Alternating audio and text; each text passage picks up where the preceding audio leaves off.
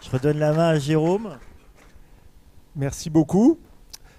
Alors, quelques informations supplémentaires. Donc, nous avons dans la salle ce que l'on appelle deux e-reporters, donc des gens qui alimentent régulièrement Twitter. Donc, pour ceux qui utilisent Twitter, nous vous invitons à retweeter donc, pour donner de l'importance à l'événement, qui récoltent aussi des questions. Donc, je leur demanderai au cours de l'heure qui nous reste pour les questions. C'est bien, vous avez bien respecté le timing parfaitement, mais Merci. vous pourrez du coup compléter tout ce que vous n'avez pas pu dire lors des réponses aux questions. Donc, on connaît tous la problématique numéro un, c'est toujours la première question. Hein, donc, question de la salle, ou alors, nous, on a déjà reçu des questions par SMS si c'est nécessaire. Voilà, donc des questions qui peuvent bien sûr toucher les trois interventions que nous venons d'avoir. Donc, la parole est à vous dans la salle, qui sera le premier et du coup sera immortalisé comme étant celui qui a posé la première question sur l'intelligence artificielle. Ça y est, on en a un. Je vous demande de vous présenter aussi, s'il vous plaît. Oui, bonjour, Antonio. C'est bon? Antonio Gonzalez du syndicat des banques Île-de-France. Donc un secteur qui est bien touché par effectivement l'intelligence artificielle. Moi j'ai deux, trois questions. Si l'humain est le plus important, pourquoi est-ce qu'on en parle toujours à la fin dans les présentations qui sont faites? Donc on se rend compte que, notamment dans les dossiers qui sont présentés, tout ce qui est aspect social et humain figure dans les dernières pages. Ensuite, il y a une crainte aujourd'hui qui est légitime, c'est de dire qu'est-ce qui peut ne pas être fait par un ordinateur, et de voir effectivement même des salariés, des managers, être remplacés par des ordinateurs. Alors, un ordinateur peut très bien optimiser l'organisation du travail et la charge de travail, beaucoup mieux qu'un être humain. Et on va se retrouver avec une contrainte qui est liée aussi au code du travail, c'est la perte d'autonomie des salariés et des managers, qui risque de créer des conflits au niveau des entreprises. On va prendre une autre question, puis on vous laissera répondre après, comme il y avait déjà trois questions là dans le. Voilà, on vous laissera répondre au fur et à mesure. Oui, René Sèvres, je suis à la CFDT Finance. Derrière l'IA, toutes les questions qu'on a abordées là, quelque part, c'est la partie émergée de l'iceberg. La partie immergée, c'est quand même la situation concurrentielle, ou les questions financières pour la sphère publique, qui n'est pas en concurrence de la même manière, qui se pose entre les différents acteurs. C'est-à-dire, par exemple, dans le secteur bancaire, c'est selon les cibles de marché que vous visez, vous avez intérêt ou pas à faire le pari de la digitalisation complète, comme Orange Bank essaie de le faire. Et puis vous allez à un marché où il y a une partie de haut de gamme, où on imagine mal que la banque privée du Crédit Mutuel, par exemple, soit entièrement robotisée avec des chatbots et pas d'interface humaine. Donc quelque part la question c'est quel est le produit final, quel est le compte d'exploitation de chacune des branches en fonction des publics. Et puis effectivement, c'est là où vous faites l'arbitrage entre les investissements IA, le full numérique, ou bien au contraire, on garde des boutiques, on garde des relations clients entre humains, etc. Parce que vous avez segmenté le marché. Donc ce que simplement je veux dire, c'est qu'en termes d'emploi, la question de base qui est un peu cachée, c'est comment un marché est segmenté et comment on répartit l'IA comme étant la manière d'avoir la meilleure rentabilité sur chacune des parts de ce marché. Je vous propose qu'on commence par parler de l'humain et des RH, et puis qu'on aille après sur la machine, qu'on va essayer de faire mentir l'organisation. Moi, je pense, enfin, l'humain, ça doit occuper la première place. Hein. Enfin, c'est ce qu'on porte. Et encore une fois, dans les échanges que j'ai avec les différents interlocuteurs qui travaillent sur l'IA et la data chez nous, alors c'est vrai parfois dans l'ordre des choses, quand on les cite, ça arrive en dernier, mais c'est juste bien aussi parce que c'est effectivement, on aura pris en compte tous les impacts que peuvent générer l'IA et c'est aussi un gage d'en tenir compte et de pouvoir avoir effectivement des solutions adaptées. Donc l'humain est au cœur de tout cela, il faut qu'on le place au cœur de tout cela et c'est effectivement ce que porte le DRH et les RH en général. Après, sur la disparition des métiers, on voit quand même que, alors il y a beaucoup d'études là-dessus, hein, on en a un petit peu parlé, que alors soit les entreprises, soit les pays qui sont les plus avancés dans ces domaines-là, n'ont pas constaté effectivement de suppression massive d'emplois, hein. En fait, ce qu'il faut savoir distiller et développer, c'est effectivement une coexistence renforcée à la fois de l'humain et du digital. C'est d'ailleurs un peu notre business et notre stratégie à la Poste, hein. C'est effectivement le meilleur de l'humain et le meilleur du digital, sachant qu'effectivement on ne va pas à l'encontre, évidemment on a des arbitrages certes, mais effectivement on essaye de développer les deux en même temps. Donc à la fois avec une forte dimension de développement des compétences, formation, pour faire en sorte que les femmes et les hommes restent au cœur du sujet, et puis de capter toutes les opportunités, les bénéfices que nous offrent, elles sont nombreuses, la data et l'IA. On passe du côté des experts sur les machines. Pour répondre sur la question de l'humain qui vient à la fin, effectivement, c'est dans les entretiens qu'on a pu mener, c'est quelque chose qu'on a souvent vu comme étant remonté, c'est-à-dire que les projets d'intelligence artificielle sont souvent vus comme des projets technologiques ou de déploiement d'outils. Et en fait, effectivement, c'est que à la fin qu'on se préoccupe des conséquences sur les métiers, l'évolution, etc. Et donc, dans notre étude, on a voulu justement souligner ce point-là pour inviter en fait tous les acteurs à se préoccuper de ces questions-là en amont, pour intégrer des questions de cadre, de définition, d'éthique, et pour justement avoir quelque chose de beaucoup plus fluide et un accompagnement qui permette de servir l'ensemble des parties prenantes. Voilà. Après, sur la question de qu'est-ce que ça laisse comme place à la machine, l'émotionnel, aux humains la parole et aux robots les calculs, je ne sais pas si... Voilà. Qu'est-ce qui se passe demain, je ne sais pas. D'abord, je pense, de manière générale, je pense que peu de gens savent exactement ce qui va se passer à long terme. Je pense qu'on a quand même bien évolué depuis 2013. 2013, c'était la publication du papier Frey-Osborne, The Future of Employment, hein, qui a fait quand même beaucoup parler de lui, qui analysait, donc c'est des gens d'Oxford, hein, qui analysaient les 700 métiers référencés dans un catalogue standard de métiers, et qui disait à plus ou moins long terme, la moitié va disparaître. Alors ça, c'était Frey-Osborne 2013. Après, alors, bon, c'était un petit peu simpliste comme approche, mais c'était intéressant, ça a créé beaucoup de débats. Et après, vous l'avez montré, hein, donc les gens se sont mis à analyser beaucoup plus finement la question, en parlant notamment du fait qu'un métier, c'est pas juste une chose qu'on fait, c'est un ensemble de tâches. Et dans les tâches qui correspondent à des métiers, il y a des choses qui sont effectivement automatisables et qui vont nous faire gagner du temps, ça va nous aider. Et puis il y a des tâches qui ne sont, elles, pas automatisables et que les gens vont conserver. Ce qui fait que la vision qu'on a aujourd'hui, elle est quand même beaucoup plus riche, beaucoup plus fouillée que celle d'il y a 5 ans. Moi j'aime bien, et d'ailleurs c'est dans le rapport de Cédric Villani, hein, qui a été présenté au président de la République le 29 mars, il y a toute une partie sur le travail. Et en gros, ce que dit la section du rapport Villani, c'est on ne sait pas trop ce qui va se passer. Alors vous avez travaillé dessus, hein, vous avez interrogé des tas de gens qui ont un avis sur la question, mais au fond, on ne sait pas vraiment encore ce que ça va donner. Et donc ce qu'il faut faire, c'est expérimenter. Et donc ce que propose le rapport Villani, c'est faire ce laboratoire d'analyse de la transformation du travail. Alors vous avez des laboratoires au sein de vos entreprises, hein, vous constituez des laboratoires de transformation puisque vous le pratiquez, mais de construire au niveau national en fait un laboratoire d'études de la transformation du travail face à l'IA. Alors je ne suis pas sûr que ça soit déjà démarré, mais c'est une idée quand même qui est assez intéressante qui peut s'appuyer sur des réels, parce que le remplacement de l'homme par la machine n'est possible qu'en fonction aussi des compétences que peut exercer la machine. La machine ne sait pas tout faire. Moi j'aime bien citer l'exemple de Makoto Koike.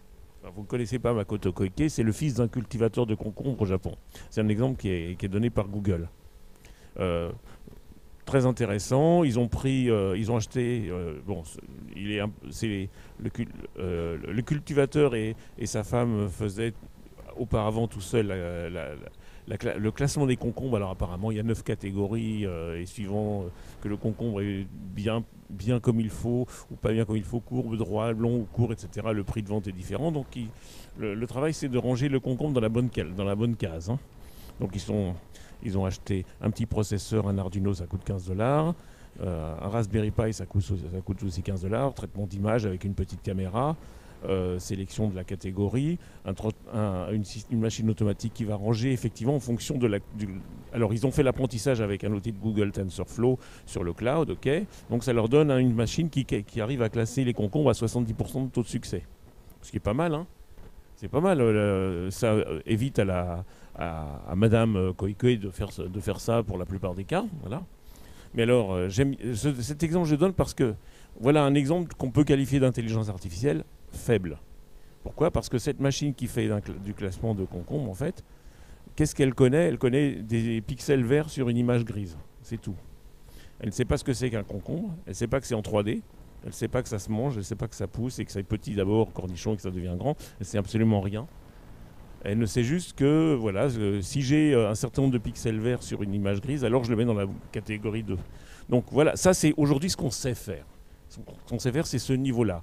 C'est une intelligence artificielle extrêmement précise, extrêmement spécialisée sur un tout petit bout d'une tâche que nous faisons. Et donc, de là à dire que les IA générales vont arriver et nous remplacer dans des tas de tâches de haut niveau que l'on est capable de faire, je pense qu'il faut... On va revenir sur le titre de cette session, hein, même pas peur. Alors, on parle finalement du marché, mais on n'a pas répondu à une des questions qui a été posée, puisqu'on était sur le marché. La question finalement de l'impact, le collègue a parlé des néobanques, d'Orange Bank, etc. Peut-être qu'on peut aussi aborder cette question-là, puisque l'entreprise finalement elle n'est pas dans un milieu fermé, et l'IA elle a une interaction aussi sur le marché dans lequel se situent les entreprises. Oui, bien sûr. Juste peut-être une illustration, enfin, ou un essai de réponse effectivement sur cette question-là. Je pense qu'effectivement, alors c'est extrêmement compliqué de savoir, comment dirais-je, positionner effectivement les éléments que nous permettent l'IA dans une stratégie ordonnancée, etc. On est plus sur une logique d'expérimentation, hein, ça a été dit. Et je pense que c'est en expérimentant, en pratiquant d'ores et déjà sur des périmètres ciblés et pilotes que l'on arrivera effectivement à avoir plus de lumière sur le sujet. Ça c'est clair, enfin en tout cas dans l'entreprise, c'est comme ça que ça peut marcher, je pense. Après, la réponse, elle doit être faite... L'IA nous offre de nouvelles opportunités, évidemment, de mieux répondre à nos enjeux de développement. Alors je parle pour l'entreprise La Poste, et puis à mieux répondre aux clients. À partir de ce moment-là, notamment sur la Banque Postale, qui est finalement une banque qui a un peu plus de 10 ans maintenant. Hein. Alors elle a une longue histoire bien avant, mais enfin en tant que banque, elle est finalement assez jeune.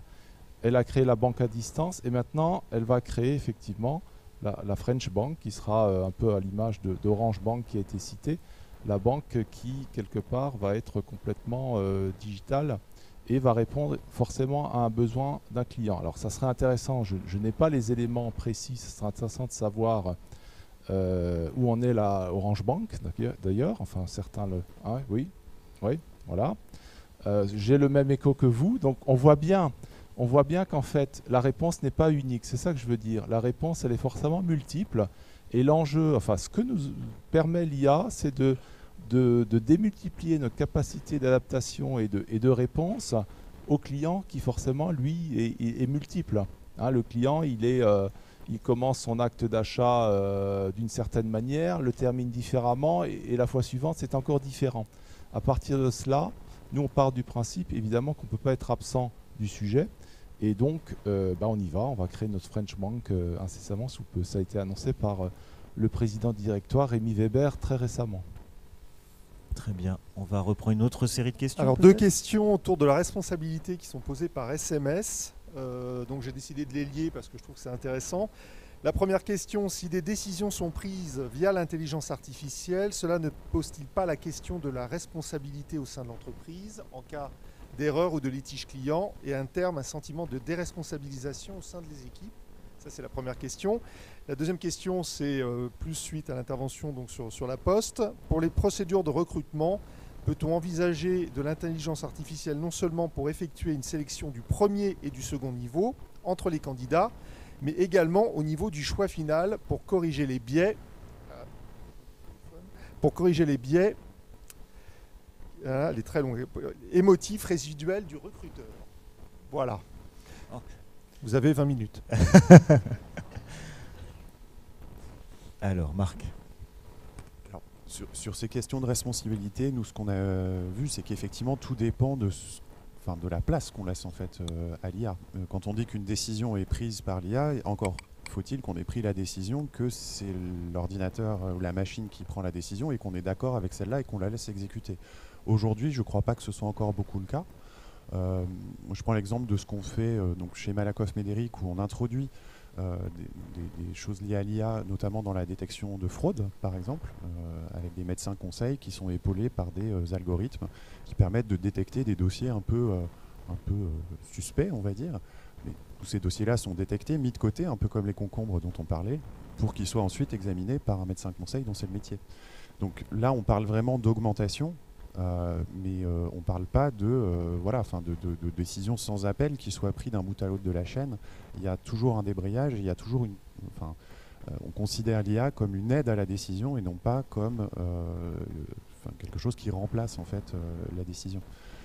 Je pense que c'est la même chose, mais je laisserai le DRH s'exprimer sur la question. C'est que sur la sélection des CV, il y a des choses qui se font aujourd'hui. Mais il y a évidemment une question de biais, puisque si on donne en entrée des process, tout un tas de CV, et puis qu'on regarde la sortie, en fait, on va perpétuer des biais. Donc il faut aussi se poser la question de est-ce que le process est satisfaisant, on teste, on regarde, est-ce que finalement on n'uniformise pas, est-ce qu'on n'est pas en fait dans une reproduction d'un échantillon statistique, plus que dans de la décision. Donc en fait, tout ça à la fin, c'est quand même une décision humaine. Enfin, en tout cas, c'est ce qui ressort de ce qu'on a vu. Derrière IA, en fait, intelligence artificielle, il y a intelligence humaine, c'est ça ? En fait, ça dépend des types de systèmes dont on s'occupe. Si on parle, il y a des systèmes qui sont critiques et d'autres qui ne sont pas critiques.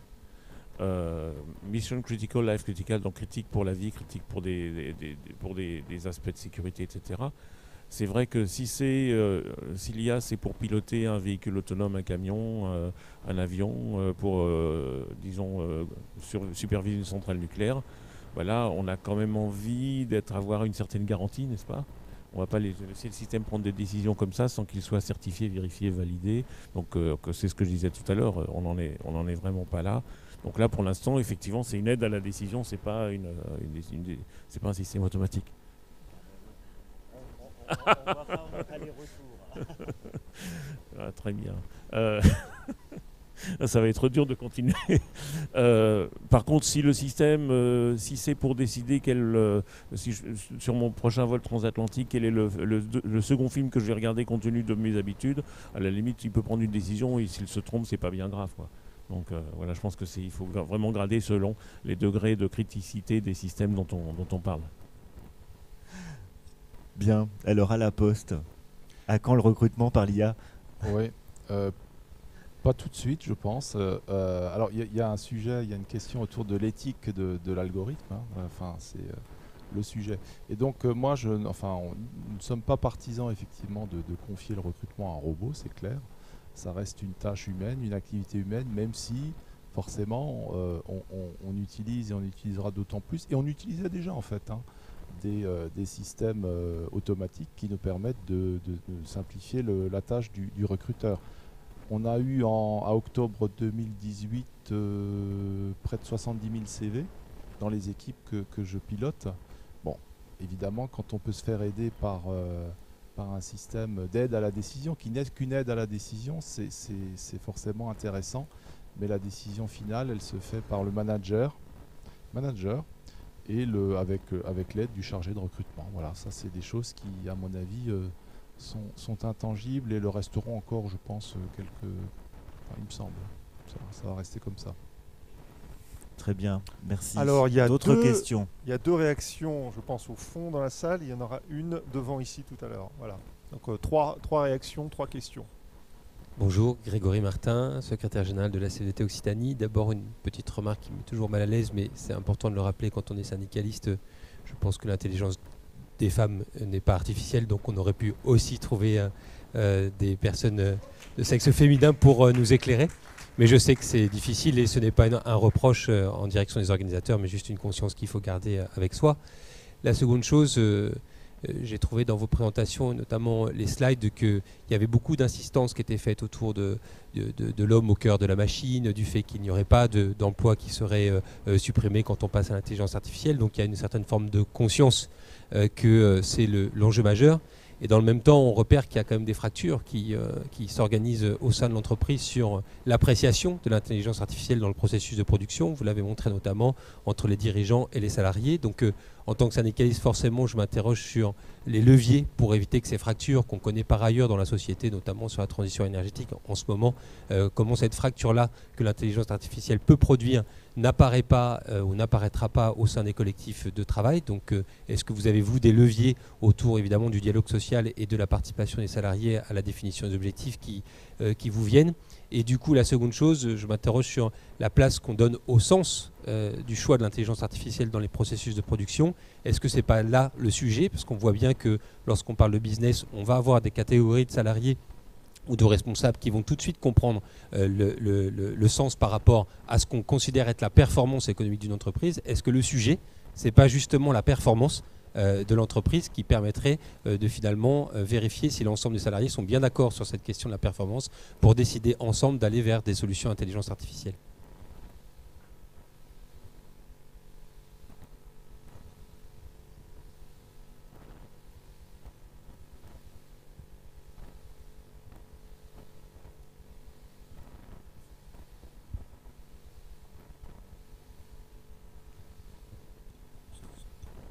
Bonjour, Michel Bessières, donc je suis cadre retraité d'une grande infrastructure de recherche du plateau de Saclay. J'ai une question assez simple. Ne craignez-vous pas que l'intelligence artificielle nous conduise à la pensée unique? J'en veux pour preuve toutes nos présentations maintenant faites avec PowerPoint depuis des années. C'était pas ça il y a dans un temps plus ancien. C'est un peu monotone, ça formate un peu les gens. Et puis, sur la pensée unique, il y aurait d'autres choses à dire au niveau politique.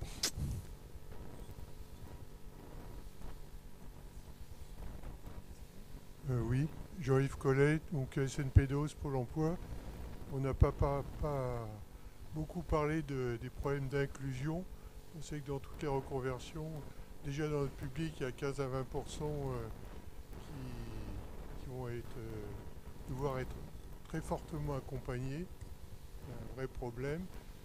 En interne, il y a également une forte proportion de conseillers qu'il faudra accompagner.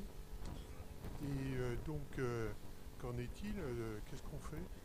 Est-ce que tout le monde ne se reconvertira pas ou aura des difficultés énormes? Quelle solution pour eux? C'est une question permanente. Et ma deuxième question, c'est par rapport l'idée qu'on se fait de l'illettrisme, etc. Effectivement, l'intelligence artificielle peut apporter, quand on voit avec les étrangers sur l'alphabétisation, la façon dont ils utilisent Reverso pour se sortir de certaines situations en France, on est assez surpris, quoi. Et donc, je ne sais pas quelles sont les méthodes de capitalisation, de transfert.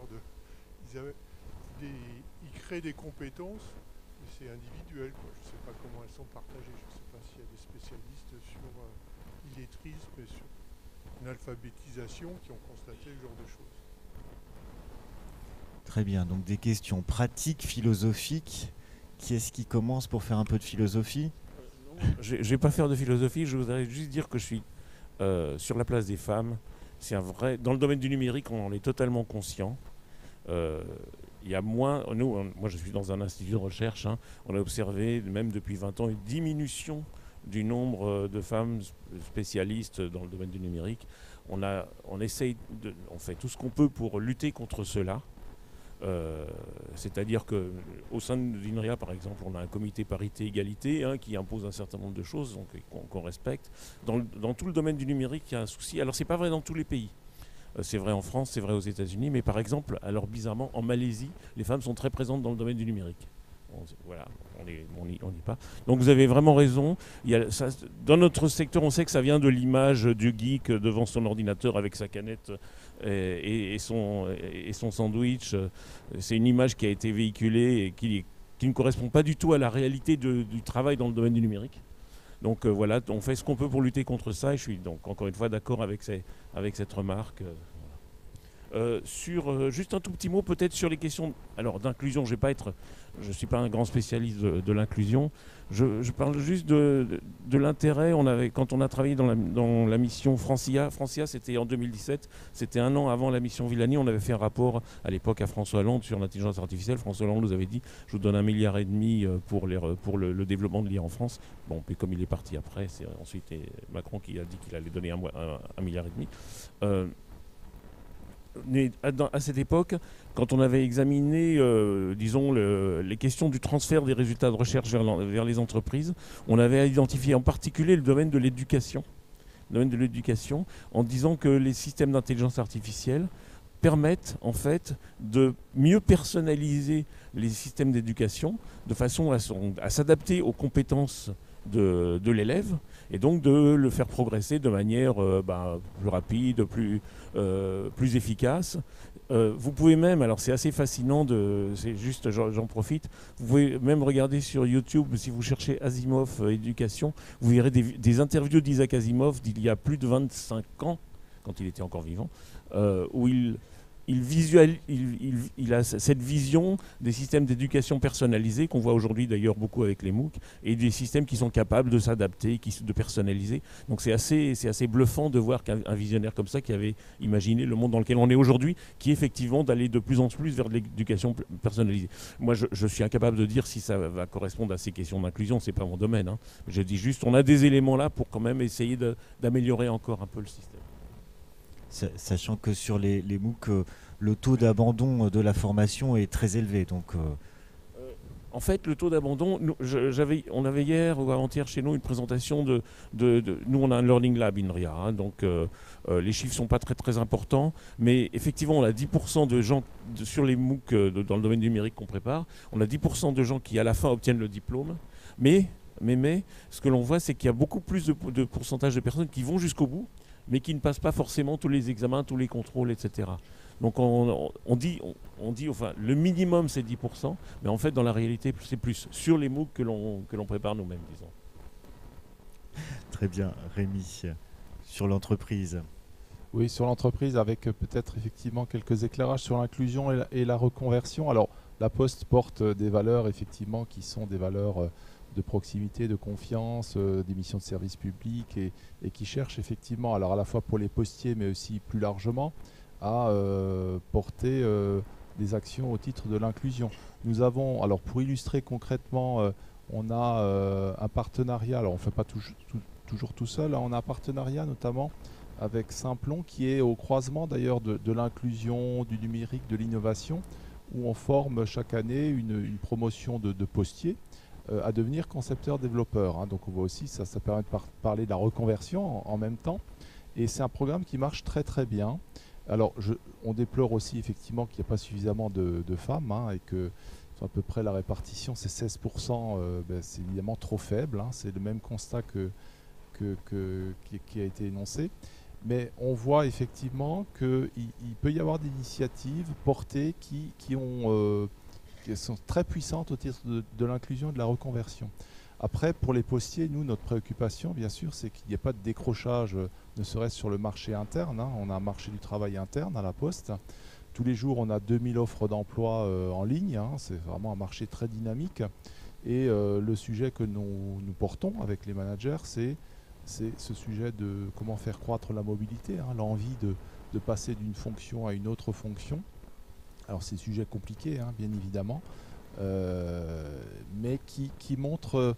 j'ai un autre exemple, on va développer un parcours pour former des postiers à la cybersécurité. Voilà un autre un autre secteur qui finalement est aussi très proche de la techno et de l'IA. Et c'est possible là aussi. On est postier, alors pas forcément dans la filière IT ou dans la filière SI, et demain à travers effectivement un parcours accompagné, parce qu'il faut des moyens, il faut s'adosser à la bonne école, etc., de permettre chaque année à des postiers de devenir spécialistes de la cybersécurité, parce qu'on sait que par ailleurs ce sont des métiers dont toutes les entreprises s'arrachent, ça coûte cher, ils arrivent et ils repartent, donc on s'est dit faisons aussi, développons les compétences des postiers. Voilà.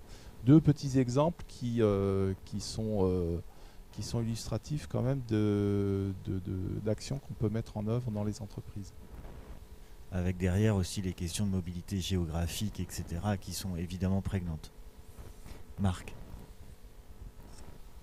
Oui, sur la question de l'inclusion, ce que je voulais dire, ce qu'on observe en fait dans l'étude, c'est que donc on a fait beaucoup plus de questions que ce que je vous ai présenté, mais on a posé effectivement la question aux gens s'il y avait des projets d'intelligence artificielle dans leur entreprise. Et en fait, on constate que quand les gens sont au contact de projets de ce type, en fait, ils sont plutôt plus positifs, ils sont moins en retrait, et les craintes ont tendance à baisser. Alors, c'est pas de manière ultra marquée, c'est pas des 20% de différence, mais néanmoins, ça veut dire que la question de l'acculturation, de l'information et de la démystification en quelque sorte joue un rôle très important. Et donc c'est souvent en fait le premier pas pour clarifier en fait ce qu'on met derrière l'intelligence artificielle, et c'est pour ça qu'on a mis ça en socle en fait des préconisations qu'on a formulées pour les DRH et les directions générales.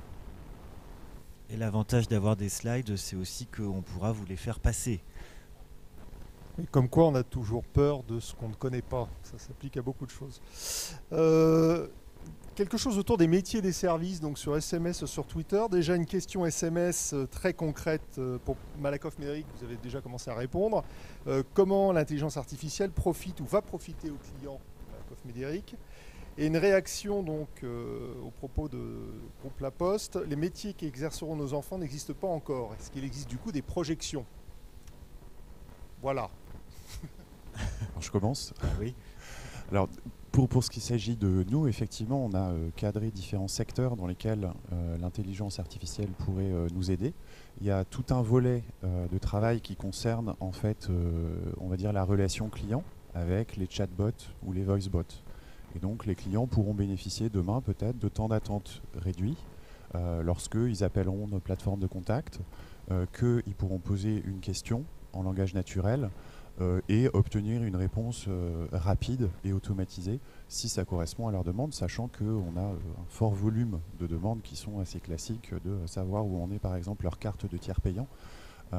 Voilà, donc ça peut être fait automatiquement. Si jamais le voicebot ne réussit pas, en fait, la personne reprend sa place dans la file d'attente et parle à un opérateur de manière assez classique. Donc il y a tout cet aspect-là de relation client à travers des robots vocaux, à travers des chatbots ou à travers du traitement de messages. Et puis il y a effectivement, on va dire, l'aide à la décision que je mentionnais un peu plus tôt sur le fait de détecter en fait des cas de fraude sur certains domaines qui fait vraiment l'objet aussi de travaux. Voilà. Et donc tout ça bénéficie soit directement, soit indirectement à nos clients. Et puisque les questions sont ciblées. Alors sur les métiers, alors c'est évidemment une excellente question, une question alors pour laquelle il est extrêmement difficile de répondre quand même. Alors on a quand même évidemment des tendances, on voit les choses. Alors il y a un cycle de vie, alors c'est vrai pour la création et la disparition ou la transformation des métiers qui se raccourcit. Vous avez des métiers qui existaient il y a très peu de temps qui n'existent plus ou dont des bouts existent ou sont devenus, comme je le disais tout à l'heure, des morceaux de compétences de nouveaux métiers. C'est une espèce de transformation effectivement assez rapide. Pour autant, alors il y a 3 lignes forces, je dirais, que l'on observe. C'est d'une manière générique, et en tout cas c'est ce qu'on porte nous à 1 an, 2 ans, 3 ans, 4 ans, au moins à l'horizon du plan stratégique, et je pense au-delà un peu également, c'est tous les métiers évidemment liés à la relation client, mais avec une relation client qui se transforme profondément, évidemment, puisque vous avez, on a parlé du vendeur augmenté par exemple. Ça c'est le premier paramètre, et je pense que ça sera vrai encore demain, hein, et comme on est, voilà, c'est plutôt intéressant. Donc tout ce qui tourne autour de cela. Deuxième paramètre, c'est évidemment les métiers qui savent effectivement intégrer toutes ces nouvelles technos. Ça, c'est donc plus des métiers d'expertise. Et on le voit d'ores et déjà chez nous, hein. Si on a créé un pôle de data, d'expertise data scientists, hein, qui sont des mathématiciens, des ingénieurs, etc., c'est pas pour rien, parce qu'effectivement, pour le coup, c'est quand même des compétences compliquées à acquérir. Je pense qu'effectivement, demain, ça sera des compétences qui vont aller en développement et des métiers qui vont encore se développer. Et puis après, c'est tous les métiers qui sont un peu à la frontière entre cela, dont le métier de manager, hein, qui sont effectivement des métiers qui sont des facilitateurs, qui travaillent entre les équipes techniques et les équipes commerciales, qui sachent effectivement déployer de manière hyper rapide, hein, au jour d'aujourd'hui dans les grandes entreprises notamment, un déploiement, une mise en marché, etc., ça prend du temps, c'est compliqué, il y a des ruptures de charge, c'est séquentiel. Demain, il faut que ça soit évidemment beaucoup plus adaptable, beaucoup plus agile. Et donc tous ces métiers un petit peu de facilitateurs, hein, qu'on ne peut pas bien définir, mais on voit bien un peu ce que ça recouvre avec nos écosystèmes là, qui changent, seront, je pense, promis un bel avenir, avec une bonne dose évidemment de capacité à développer en permanence et à apprendre en permanence. Je crois que ça, c'est aussi un élément clé. C'est une ligne de force et sur lequel il faut, c'est pas évident, hein, mais sur lequel il faut travailler tous les jours. Voilà, en quelques mots, pour une question compliquée. Merci. Peut-être prendre des questions dans la salle, des remarques.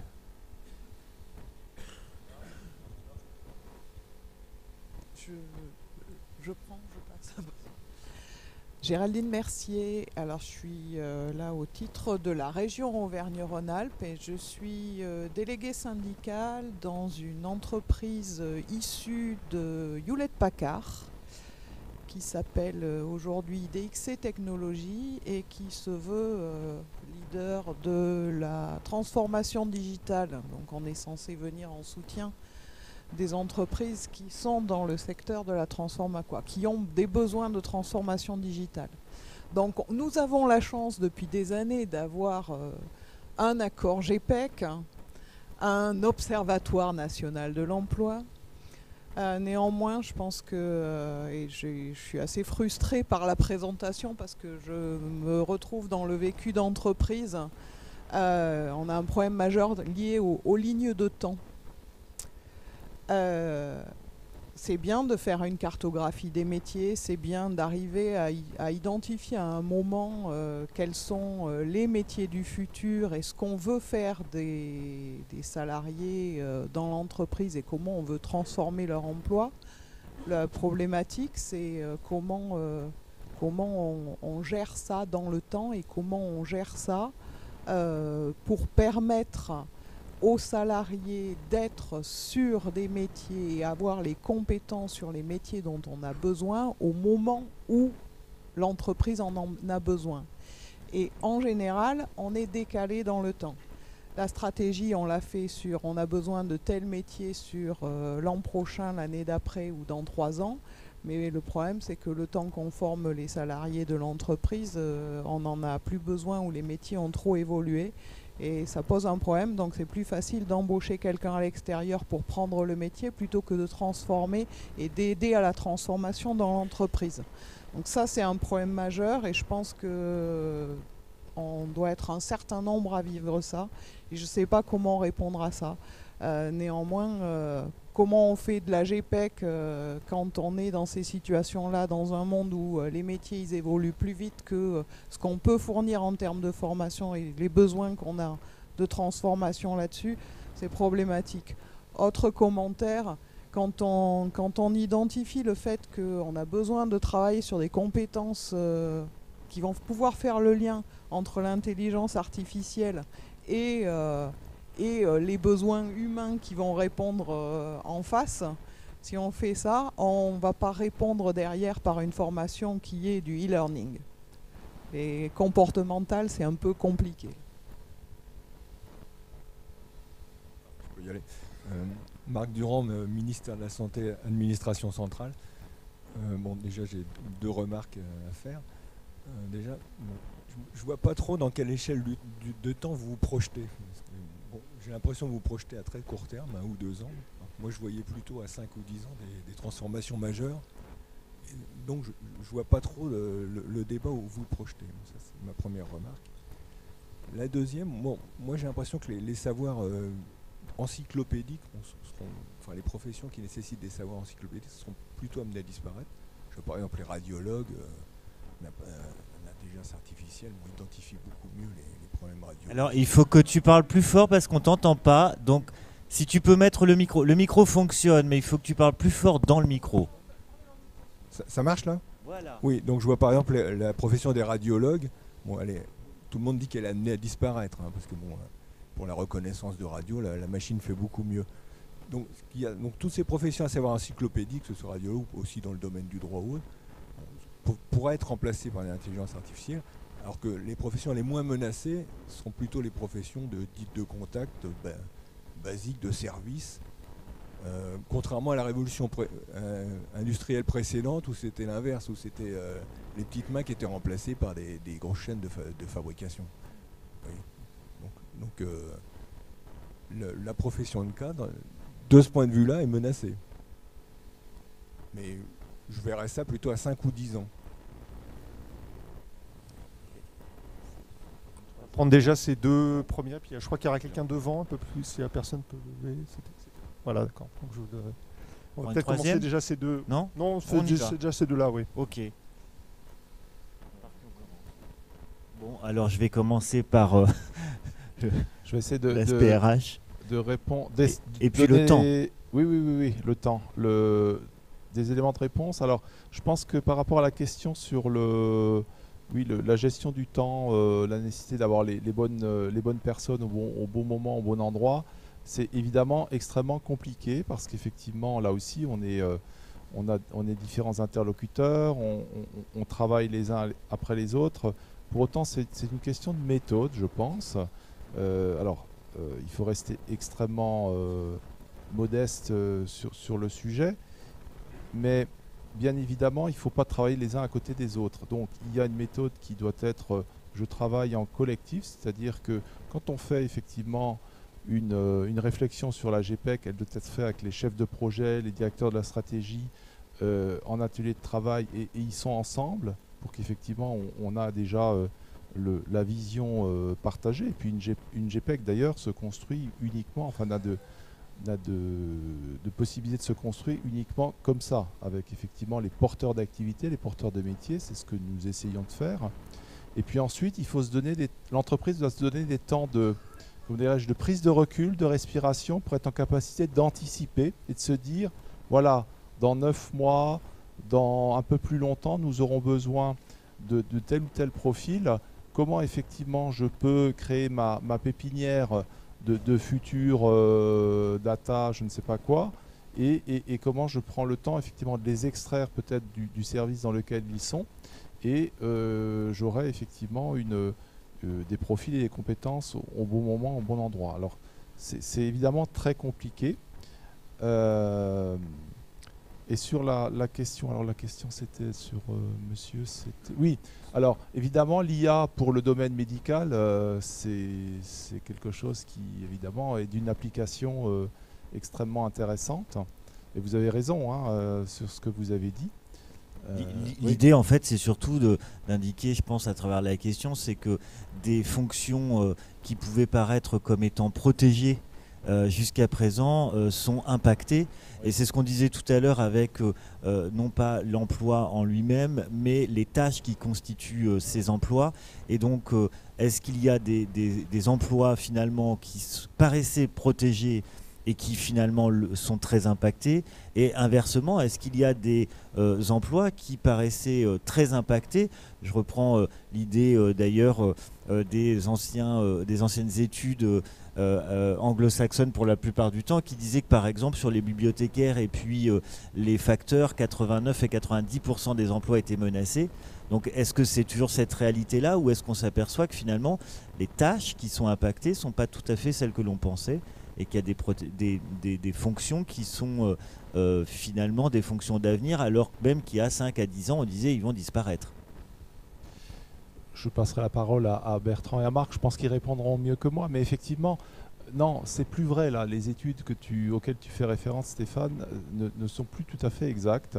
C'est vrai que ce qu'on observe, c'est que des emplois à forte connaissance, notamment du domaine médical, potentiellement seront autant impactés que des emplois qui se situent ailleurs dans les entreprises ou dans les organisations. Donc les cartes sont rebattues à ce niveau-là et ça se comprend assez bien, hein, puisqu'on voit les choses qui vont dans ce sens-là. Donc cette étude, effectivement, est largement re-questionnée. Mais je pense que Bertrand et Marc sauront... Bertrand ? Non, mais en fait, on en a déjà un petit peu parlé tout à l'heure, hein, sur le fait qu'on manquait en gros de points expérimentaux pour savoir quelles sont effectivement les professions qui, à terme, mais à long terme, vont disparaître. C'est pour ça qu'on veut qu'il y a des questions d'expérimentation pour justement pouvoir mesurer ça. Moyennant quoi, si des systèmes artificiels peuvent me débarrasser de tâches un petit peu pénibles que j'ai à faire et qui ne m'intéressent pas, je vais quand même pas trop m'en plaindre et j'aurai du temps pour faire des choses plus intéressantes. Et après, comment mesurer ça sur l'impact sur l'emploi? Je pense que tout le monde se pose la question, mais on n'a pas les réponses. C'est ce qu'on dit depuis un petit moment, je crois. Oui, je vais confirmer effectivement. Enfin, ce qu'on a retenu en fait de nos échanges, c'est effectivement ça. Si les radiologues demain en fait se voient aidés par une intelligence artificielle qui permet d'avoir des diagnostics plus sûrs, je pense qu'ils en seront contents aussi. Après, la question, c'est est-ce que cette activité-là représente 90% de leur travail ou pas? Ou est-ce que, justement, puisqu'ils passeront moins de temps là-dessus, ils pourront passer plus de temps à savoir, en fait, quelle partie du corps regarder selon quelle technique d'imagerie médicale, sachant que, comme Bertrand l'a rappelé, l'IA, elle ne sait pas qu'elle est en train de regarder une cheville ou autre chose dans le corps. Donc peut-être que l'intelligence du praticien va se situer ailleurs. Et c'est ça tout l'enjeu, en fait, de connaître les impacts sur le volume, la nature et aussi la qualité des emplois et les risques qui sont associés à cette transition. Donc comment est-ce qu'on l'anticipe? Voilà, c'est vraiment toute la difficulté. Sur la question de l'horizon de temps, nous on s'est positionné plutôt à entre maintenant et 5 ans. On voit aujourd'hui que c'est une priorité que pour un nombre finalement minoritaire de dirigeants, donc ce qui éclaire aussi sur la puissance, l'impact. Voilà, on voit que c'est quelque chose qui est là, qui continue, qui avance, mais à un rythme qui est peut-être moins rapide que les avancées scientifiques qu'on voit, mais qui mettent toujours un petit peu de temps à être intégrées dans la vie quotidienne. Alors, une autre série. Voilà, on va reprendre une série dans la salle. Oui, bonjour, Didier Gladieux, Thalès. Le sujet vient peut-être d'être effleuré là, c'est pourquoi les entreprises introduisent de l'IA, au-delà du fait que la technologie s'impose, enfin en tout cas on peut avoir un débat là-dessus, mais compétitivité, productivité, l'entreprise elle fonctionne comme ça. Hein. Okay, donc de ce point de vue-là, dans le système dans lequel on vit, elles vont tenter de maximiser la productivité. Et donc ça aura un impact évidemment à terme sur l'emploi. Alors dans l'industrie, il y a une collègue là de ex-AHP qui a commencé à aborder le sujet, notamment en matière de dialogue social. Très souvent, au moins dans Thalès, pour ce que je vis moi, je suis délégué central, le sujet ne fait pas partie d'IA, la connectivité, la cryptologie et ainsi de suite. En fait, les 4 éléments centraux des technologies nouvelles là, ne font pas partie ne sont pas un sujet de dialogue social. Elles le seront probablement, mais in fine. C'est-à-dire qu'on demandera aux organisations syndicales d'accompagner les changements, notamment sur les impacts sur l'emploi. Okay, avec, d'autre part, hein, on pourrait croiser le sujet avec un autre sujet qui fait l'objet de beaucoup y compris de littérature managériale, c'est-à-dire les bullshit jobs, les jobs à la con, ou, enfin, appelons-les comme on veut, qu'on connaît tous. Hein. On a fait une étude, nous, dans notre groupe, sur un certain nombre de métiers. La moitié des tâches sont inutiles, ou en tout cas n'ont pas une productivité d'un point de vue fonctionnement de nos entreprises très performante. Donc on peut supposer qu'une bonne IA pourrait soulager celui qui fait des tâches de merde, quoi, pour le dire un violemment. La conséquence, c'est, on aimerait bien savoir quel est le solde. Parce que le discours corporate, c'est n'ayez crainte, tout est sous contrôle, il n'y aura pas de catastrophe, juste quelques transformations. C'était le discours qu'on a entendu sur ma droite. Là. Mais très bien, probablement, et d'ailleurs on fait confiance, comme toujours. Mais on aimerait bien être associé en amont sur ces réflexions, parce que chez nous, dans nos organisations syndicales, et particulièrement dans la nôtre, et particulièrement ici, il y a des gens qui travaillent là-dessus. Il y a des gens qui savent peut-être même mieux que les managers. Les managers, j'entends les décideurs. Voilà, donc un appel à anticiper, mais à tout anticiper, parce que dans l'industrie, l'organisation industrielle mondialisée, ces technologies-là auront un impact lourd. Je veux dire par là que ce n'est pas forcément à l'endroit où on travaille que l'impact qui va avoir lieu. C'est, je ne sais pas où, on parlait de la Malaisie ou j'en sais rien. Ces technologies-là facilitent la mondialisation et donc il faut mesurer tout ça à travers un dialogue social, y compris peut-être mondialisé. D'autres interventions ? Moi, au niveau sociétal, humanité et tout, je me demande si on n'a pas une augmentation des vulnérabilités de nos systèmes, de nos processus, de nos organisations. Parce que les fabricants d'intelligence artificielle sont en nombre limité. Je travaille chez IBM. Hein. Les fabricants sont limités. Ils résonnent dans le monde occidental un peu tous, en tout cas un peu tous selon le même schéma. On peut introduire des attaques et qui peuvent se propager. On est dans un monde très conflictuel. On l'a toujours été d'ailleurs, mais toujours aujourd'hui on est dans un monde très conflictuel. On sait qu'il y a eu des centrales, je ne sais plus si c'était thermiques ou quoi, en Iran qui ont été attaquées par des services étrangers. On sait qu'il y a des attaques avec ces systèmes qui sont capables de prendre des décisions, de conduire des voitures. Voilà, donc qu'est-ce qu'on fait à tous les niveaux, au niveau organisation, entreprise, mais aussi au niveau pays, au niveau individuel aussi, au niveau syndical aussi. Ça introduit pour nous des vulnérabilités dans notre fonctionnement, dans notre capacité à introduire un rapport de force avec les directions, parce que si on n'introduit pas un rapport de force avec les directions et avec les DRH, on sait qu'on est toujours la 5e roue du carrosse. Voilà, donc vulnérabilité nouvelle, vraiment beaucoup de passion à ce monde nouveau. Alors entre dialogue social et vulnérabilité, c'est vrai qu'il y a le volet donc évidemment social. Alors je me tourne vers toi Rémi, mais évidemment avant je me tourne vers la salle parce que on est avant tout une organisation syndicale et Franca en parlait tout à l'heure. On a aussi un travail avec notamment Uni et concernant la Poste, je retire un peu mon étiquette d'animateur 20 secondes. Évidemment, nous avons, nous, un travail prospectif aussi en parallèle avec le travail qui est fait avec l'employeur. Et nous aussi, nous avons nos propres experts et nous aussi, nous faisons des prospectives. D'ailleurs, très bientôt, nous allons aller devant la Poste avec notre propre travail prospectif et nos propres revendications, évidemment. Oui, quelques éléments là-dessus. Oui.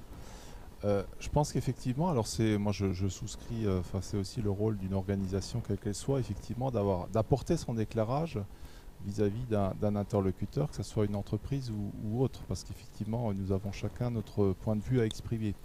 Après, sur le dialogue social, moi je pense, en tout cas, il existe, il commence à exister. Hein. On est encore effectivement au marchepied du sujet, hein, tellement il est vaste. Pour autant, il ne faut pas se tromper non plus. En fait, est-ce que l'IA est une fin en soi? Bien évidemment, faut la regarder en face, faut effectivement en détecter son contenu, etc. Mais ce qui importe l'entreprise, c'est effectivement de savoir ce qu'on va en faire. Hein, c'est des points d'application. C'est comment effectivement ça peut améliorer les conditions de travail, comment ça peut effectivement supprimer des tâches qui sont de l'ordre du pénible, comment ça accroît effectivement et ça crée plus d'impact avec le client. Enfin, ce sont les sujets évidemment de l'entreprise, donc faut pas se tromper non plus d'angle. Mais après, je pense que moi je suis plutôt de manière lucide et réaliste, et Stéphane, tu me contrediras si c'est pas le cas. Je pense qu'on a des temps d'échange qui sont assez nourris quand même sur ces sujets-là, que l'on regarde de manière directe. Et encore une fois, je sais que notre président directeur général y est parfaitement est conscient et y tient. Hein, et c'est la démarche feuille de route IA qui a consisté effectivement à se donner un horizon de temps un peu plus lointain, hein, avec toujours. Alors, c'est toujours plus facile de gérer le court terme dans l'entreprise, hein, mais il faut pour autant, hein, ça a été dit, hein, moi je partage, il faut avoir une double focale ou une triple focale, hein, le court, moyen et long terme, et notamment quand on fait de la GPEC, on essaie de l'avoir. C'est important, c'est évidemment plus difficile quand on est à long terme, même si on orchestre les choses avec des orientations qui sont prises, en tout cas chez nous, à 5 ans, hein, puisque notre plan stratégique 2020 Conquérir l'avenir, donc c'est 2015-2020, et on est en train de préparer l'après plan stratégique 2020, hein, et vous y contribuerez. C'est sûr. Sur la sécurité. Oui, un mot sur les vulnérabilités. Alors, c'est vrai qu'il y a quelques années, j'ai parlé de cybersécurité en fait. C'est vrai qu'il y a quelques années, l'impact des technologies de l'information sur notre vie était beaucoup moins importante et les questions de cybersécurité étaient du coup beaucoup moins importantes. Et c'est vrai que ça n'est plus le cas aujourd'hui, et en particulier dans des systèmes qui sont amenés à prendre des décisions, à proposer des décisions, voire à en prendre. Un véhicule autonome dont on peut prendre le contrôle, c'est vrai que c'est un souci majeur. Vous avez peut-être, ça fait des années qu'on dit aussi que par exemple on peut prendre à distance le contrôle d'un pacemaker pour le faire tourner à toute vitesse et épuiser la batterie et donc tuer quelqu'un. Donc c'est vrai qu'on a énormément de systèmes critiques qui dépendent de technologies numériques, d'où le fait que les questions de cybersécurité soient traitées de manière extrêmement importante au plus haut niveau. On parle même maintenant, on ne parle plus des trois armées, hein, terre, air, mer, on parle de terre, air, mer et cyber. Alors, ça, c'est pas propre au système d'intelligence artificielle. C'est simplement le fait que le numérique étant très présent dans nos vies, on a effectivement besoin de le protéger par rapport à toutes les attaques. Alors maintenant, sur la question très très spécifique de l'intelligence artificielle et de la sécurité informatique, la cybersécurité, c'est un sujet qui est en train de monter dans les communautés de recherche. Ce n'était pas le cas il y a quelques années, mais ça se développe. D'une part parce qu'effectivement, on pense qu'il va falloir encore mieux sécuriser les systèmes ayant une composante d'IA pour les raisons qu'on vient d'évoquer, et aussi parce qu'on peut sans doute de manière bénéfique utiliser l'IA pour améliorer la cybersécurité, pour améliorer la sécurité des systèmes. Par exemple, en détection d'intrusion, on sait qu'il y a des scénarios d'intrusion qui sont pratiqués par ceux qui veulent du mal au système, et donc on peut effectivement entraîner une machine à reconnaître des scénarios d'intrusion de manière à pouvoir les prévenir. Et sur ce plan-là, donc je vous conseille d'aller la semaine prochaine à Rennes. À Rennes, tous les ans, la conférence en gros nationale de cybersécurité se tient sur 3 jours, en liaison d'ailleurs avec la DGA là-bas, DGA Maîtrise de l'information, qui est une des unités de la DGA à Rennes. Et le thème de cette année, le thème des 3 jours de la conférence César, c'est IA et cybersécurité. Donc on ne sait pas tout faire, loin de là, et on pense qu'il y a des travaux importants à faire sur le sujet. En tout cas, la communauté est en train de se saisir de la question. Donc, en tout cas, on en est largement conscient, comme vous l'avez dit. Et la cybersécurité, c'est aussi l'identité numérique et la sauvegarde des données, y compris des données dans l'entreprise. Alors, la sauvegarde des données, oui, c'est vrai qu'on prend aussi beaucoup de dispositions en ce moment. Nous, vous savez qu'on a aussi mis en place la RGPD maintenant, et donc tout ça, ça va dans le bon sens, je pense.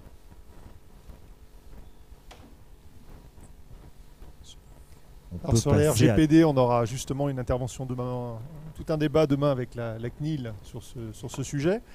2 questions, 2 éléments autour donc de la transition écologique, l'écologie, donc l'environnement. Une première donc par SMS, l'intelligence artificielle et sa technologie associée pourra-t-elle résoudre sa problématique énergivore? Et la deuxième question, donc là c'est par Twitter. Bien qu'ils ne le sachent pas encore, l'indicateur croissance vit certainement ces dernières heures. Comment l'intelligence artificielle peut-elle servir la transformation écologique des organisations et une vraie politique RSE? C'était pour la fin, là, c'est comme ça. Allez, c'est toi qui t'y colle. Personne se presse sur le micro. Juste un petit souvenir que j'ai, c'était il y a peut-être une dizaine d'années, j'étais à Stockholm dans une conférence européenne qui s'appelait Bridging the Gap, qui était sur le lien entre technologie numérique et environnement. Et en fait, j'étais conférencier dans une session qui disait finalement quel bien ou quel mal des technologies numériques sur l'environnement. Et donc, à côté de moi, j'avais des gens qui disaient alors oui, les écrans qu'on n'éteint pas, ça consomme, donc il faut faire attention, bien éteindre les écrans. Qui disaient on va sur le web et on trouve des tas de pages intéressantes, on les imprime, ça consomme du papier, les pauvres arbres. Et puis tous ces calculs, ça nous demande énormément de ressources, donc ça fait beaucoup de mal à la planète. Alors, il y a du vrai dans tout ça, hein, évidemment. Et moi, je disais, oui, mais avec les technologies numériques, avec la modélisation, la simulation, la supervision, les systèmes experts, à l'époque, je parlais de ça, oui, on arrive à mieux optimiser les procédés de transformation, de production chimique, etc., par exemple, ou de production. Et donc, on optimise, donc on fait des économies d'énergie. On fait du bien à la planète grâce aux technologies numériques. Et alors, il est vrai que les articles de presse qui sont sortis après ne mentionnaient pas tellement mon intervention, mais mentionnaient plutôt les interventions qui font souci. Et c'est vrai aussi que, je disais tout à l'heure, je donnais un exemple du nombre de calculs dont on a besoin pour faire un apprentissage. Et c'est vrai que du coup, on a besoin aujourd'hui, les technologies d'apprentissage profond nécessitent des volumes de données extrêmement importants, et donc des volumes de calcul extrêmement importants, d'où le fait d'être sur des serveurs de données qui sont éventuellement au pôle Nord ou au fond de l'océan, avec des machines qui consomment énormément. Tout ça, c'est vrai.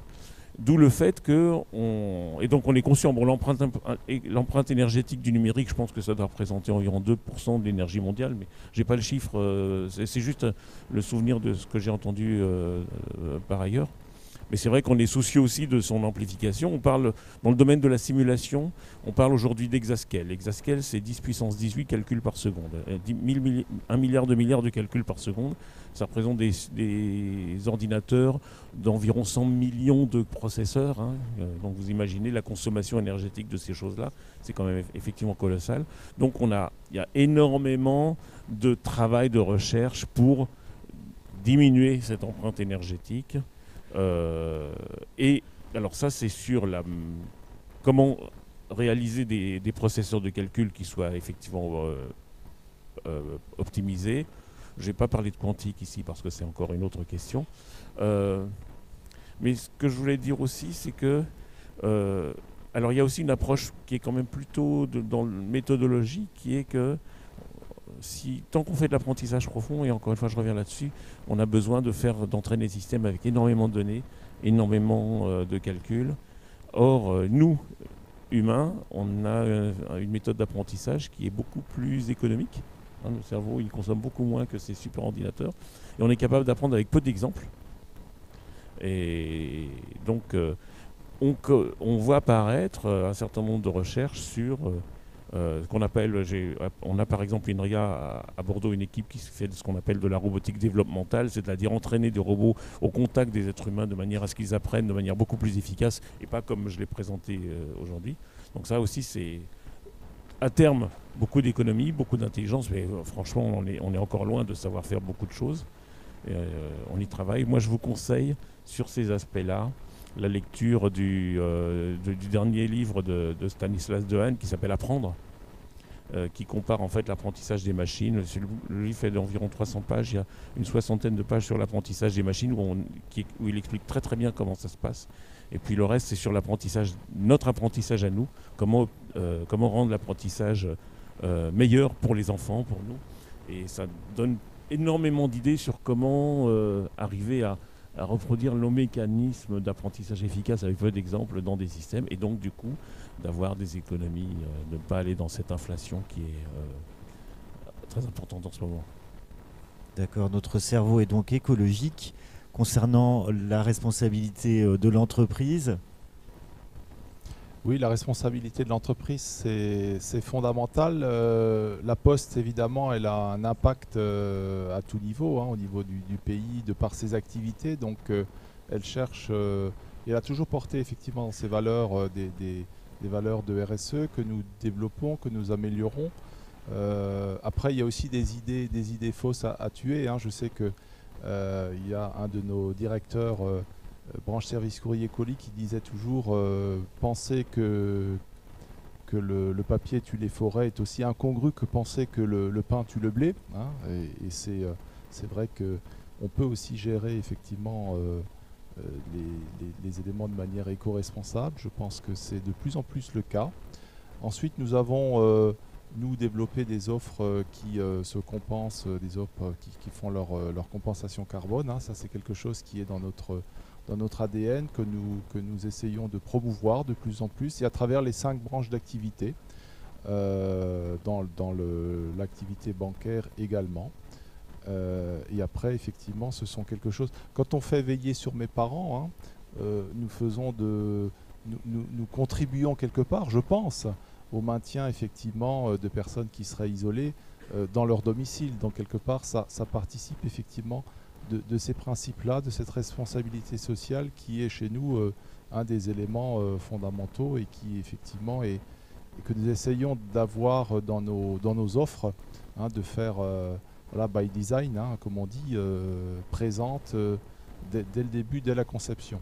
C'est pas évident, mais c'est évidemment très bénéfique pour les postiers, pour l'entreprise, pour les clients et pour tout le territoire. Merci. Le timing est parfaitement respecté, parce qu'il est pratiquement bravo, midi. Voilà. Donc il me reste à remercier nos intervenants et à remercier Stéphane pour l'animation. Merci beaucoup.